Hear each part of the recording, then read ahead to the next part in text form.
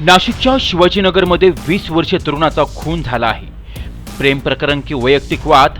खून नेमका कसा झाला अद्याप अस्पष्ट आहे।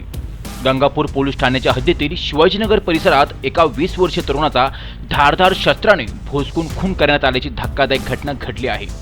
नसीम अकबर अली शहा असं खून झालेल्या तरुणाचं नाव असून त्याचा मृतदेह रक्ताच्या थारोळ्यात आढळून आला आहे।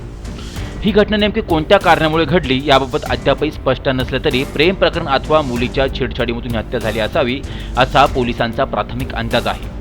नसीमचा चुलता यांनी अज्ञात व्यक्तीविरोधात गंगापूर पोलीस ठाण्यात तक्रार दाखल केली आहे। खून झाल्यानंतर नसीमला तात्काळ जिल्हा रुग्णालयात दाखल केले असून मात्र डॉक्टरांनी त्याला मृत घोषित केले आहे। या घटनेने परिसरात खळबळ उडाली असून नागरिकांमध्ये भीतीचं वातावरण निर्माण झालं आहे।